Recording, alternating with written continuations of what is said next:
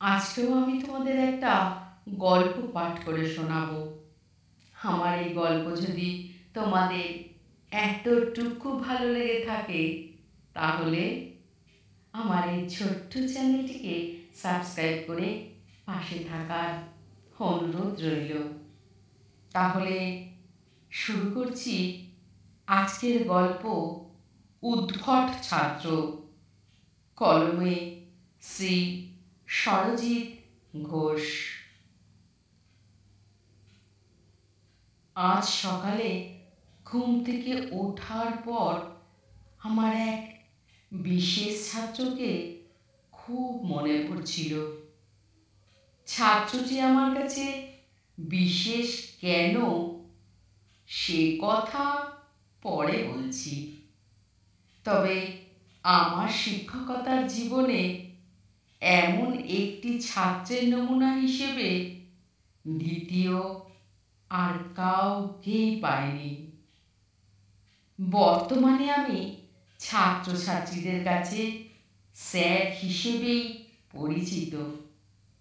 স্কুলের ছাত্রছাত্রীরা আমাকে স্যার বলে সম্বোধন করবে, এটাই স্বাভাবিক। তবে আমার এই বিশেষ ছাত্র, যে কিনা আমাকে মাস্টার মশাই বলেই ডাকত, শব্দটা মাস্টার মশাই হলেও মাস্টার মশাই রয়ের উচ্চারণ কখনোই সে করেনি। এই বিশেষ ছাত্রটিকে পড়ানোর সুযোগ করে দিয়েছিল আমার এক পরিচিত দাদা। ওই দাদাও প্রাইভেট টিউশনি করতেন। বলতে গেলে হিউজ পরিমাণ স্টুডেন্ট পড়াতেন উনি। সকাল, বিকেল, সন্ধে, সারা দিন পড়ানো আর পড়ানো। আমি তখন বিএ পড়ছি। নিজের হাত খরচের জন্য টিউশন খুঁজছিলাম। ওই দাদাকেই বলে রেখেছিলাম ভালো কোনো টিউশন দেখে দিতে। ওই দাদা আমাকে একদিন ডেকে বলল, ক্লাস 3 একটি ছেলেকে তুমি পড়াবে, সপ্তাহে 5 দিন পড়াবে, 1000 টাকা দেবে ওরা। আমি তো লুফে নিলাম সুযোগটা। আজ থেকে অতগুলো বছর আগে 1000 টাকাটাও কম না। আমি হ্যাঁ বলতেই ছেলেটির বাবার সাথে কথা বলে সেই দিনই বিকেল থেকে চলে গেলাম পড়াতে। সত্যি কথা বলতে, কপাল করে অমন একটা উদ্ভট ছাত্রকে পাওয়া গেছে। উদ্ভট এই কারণেই, তার উদ্ভট প্রশ্ন আর উদ্ভট কাজের নমুনা। বড়লোক বাবার একমাত্র আদুরে ছেলে। বাবা ডাক্তার। ছেলেটি বাড়িতে মাকে ছাড়া কাউকে ভয় পায় না। ছেলেটির বাবা আমাকে আগেই বলে দিয়েছিল, একটু কড়া হাতে ধরবেন, শাসন না করলে মানুষ হবে না। কোনো টিচারই টেকেনি। যদি বুঝে যায় আপনি নরম, তাহলে আপনার মাথায় উঠে যাবে। প্রথম দিন গিয়েই বুঝেছিলাম কাকে পড়াতে এসেছি আমি। তবে ছেলেটি পড়াশোনায় মন্দ ছিল না। অল্প সময়ে পড়াশোনাটা করে নিতে পারত। পড়াশোনাটা করত বলেই আমারও সেভাবে শাসন করা হয়ে ওঠেনি। 7 মাস মাত্র পড়িয়েছিলাম ছেলেটিকে। তা প্রথম দিন পড়াতে যেতে ছেলেটি বলল, আমি কিসে পড়ি তুমি জানো তো? বললাম, জানি। শুনে বলল, তাও ভালো, তুমি যে পড়াতে এসেছো। একটু পরেই কিন্তু আমার মা ওপরে আসবে। ওপরে মানে দোতলার ঘরে পড়াতাম। জিজ্ঞেস করলাম, মা আসবেন কেন? দুটো বিস্কুট আর এক কাপ চা পাবে, খাও তো? হ্যাঁ, খাই। চা দিলে খেয়ে নিও। আগের মাস্টার মশাই একদিন চা খায়নি, নষ্ট হয়েছিল বলে আমার মা কি বলেছিল জানো? চোখটা বড় বড় করে বললাম, পড়াশোনা ছাড়া আমি অন্য কথা শুনব না। আগে পড়া, তারপর কথা। প্রথম দিনটা এভাবেই কাটলো। এরপর থেকে শুরু হলো একটার পর একটা উদ্ভট কথা। সপ্তাহে 5 দিন পড়াতাম। তার মধ্যে 1-2 দিন কিছু না কিছু অদ্ভুত একটা ব্যাপার করবেই, আর তা না হলে সৃষ্টি ছাড়া উদ্ভট কথা বলবেই। একদিন পড়তে পড়তে জিজ্ঞেস করলো, আচ্ছা মাস্টারমশাই, মাছেদের ভোঁদরা হয়?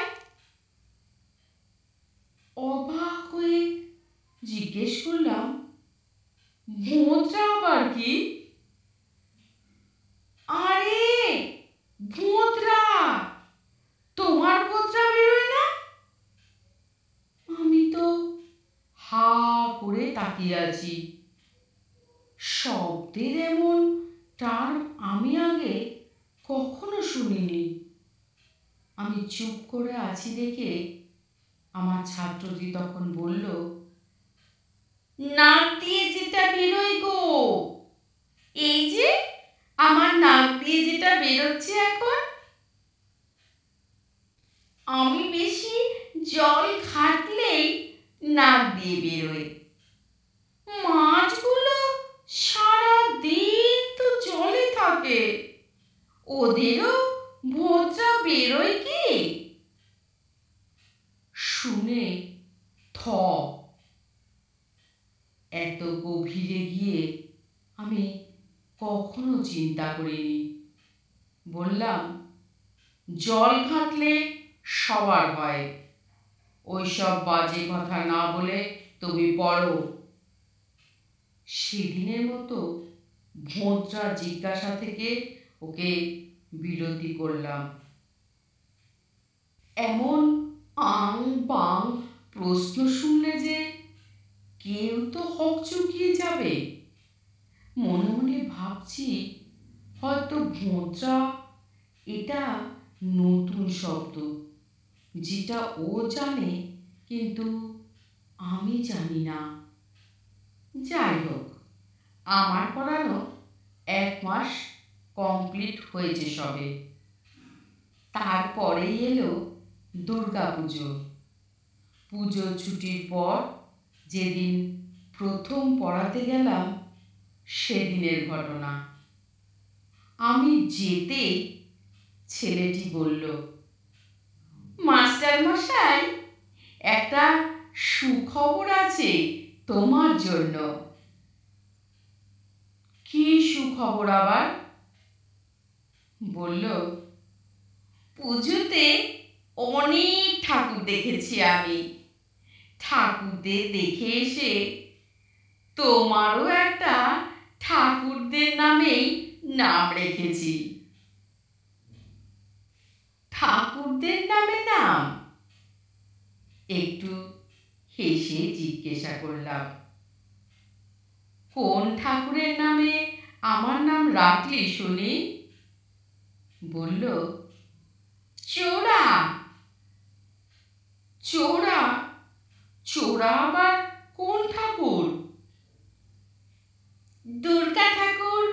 যার বুকে বান মেরে উল্টে দিয়েছিলাম, ওই অসুরটা।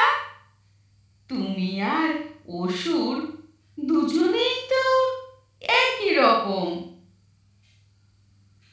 আমি না হেসে বললাম, যে পড়াগুলো দিয়েছিলাম করে রেখেছিস তো? না হলে আজ তোর একদিন কি আমার একদিন কি। এমন কথা শুনে বলল, অসুর বললাম বলে তুমি আমাকে পেদাবে, তাই না? শোনো, তোমার একটা ভালো নামও রেখেছি। নামটা হলো নাদুস নুদুস শিব। পড়ানোর পর বাড়ি ফিরে এসে ভাবতাম, আচ্ছা, একটা ছেলেকে পড়াতে যাই বটে, একদিন ঘটালো আর এক কাণ্ড। আমি সেদিন নির্দিষ্ট টাইমের একটু আগেই পড়াতে চলে গেছি। পড়াতে গিয়ে আমি আগে ওর ঘরে বসি, তারপরেও নিচ থেকে বইয়ের ব্যাগ নিয়ে উপরে আসে। সেদিন বইয়ের ব্যাগটা নিয়ে এসে বলল, মাস্টার মশাই, আজ তুমি ব্যাগটা খুলে বই বের করো, তবে আমি পড়ব। কখনো কখনো ছাত্রের আবদার রাখতে হয়, তা বললাম, ব্যাগটা আমাকে দে। তবে আমি ব্যাগ খুলে বই বের করলে আগে অঙ্কের বই বের করব, তখন যেন বলিস না আমি আগে অঙ্ক করব না। ঠিক আছে, তুমি খোলো। ব্যাগ খুলতে আমার চক্ষু ছানা বড়া। ব্যাগে বইয়ের নাম গন্ধ নেই, আছে গোটা 3-4 পুরনো নাইটি। আরে এসব কি বলে যেই না তাকিয়েছি, অমনি আমার দিকে তাকিয়ে মুচকে মুচকে হাসতে হাসতে বলল, আমার পিসির নাইটি, লুকিয়ে রাখো, বাড়ি যাওয়ার সময় তুমি নিয়ে চলে যেও, তোমার পিসিকে দিয়ে দিও। আমি তো রাগ সামলাতে না পেরে 2 ঘা দিলাম। এরকম ছেলেকে কেউ পড়ায়? তারপর ওর মা এসেও 2 ঘা দিল। পড়ানো হয়ে যেতে আমি উঠতে যাব, আমার উদ্ভট ছাত্র আমাকে বলল, তোমার পিসি শাড়ি পরে বুঝি?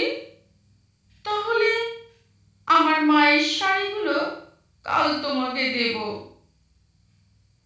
বললাম, কাল তোর হবে, আমি আজ আসি। সেদিনের মতো ওর হাত থেকে রেহাই পেয়ে বাড়ি ফিরি। আস্তে আস্তে আমিও অভ্যস্ত হলাম ওর এই রকম দুষ্টুমিগুলোর সঙ্গে। তবে পড়তে বসে ওর আর একটা অভ্যেস ছিল, 2 বার বাইরে যাবেই, বলবে টয়লেট যাব, ওকে ছাড়তেই হবে। একদিন ইচ্ছে করে ওকে ছাড়লাম না, বললাম, পড়ার শেষে টয়লেটে যাবি, আগে তুই পড়াশোনা কর। কিছুক্ষণ চুপ করে থাকার পর আমাকে জিজ্ঞাসা করল, মাস্টারমশাই, তোমার টয়লেট পায় না? এতক্ষণ ধরে যে পড়াও, চেপে রাখো নাকি? আমার বাবা বলেছে চেপে রাখা খারাপ।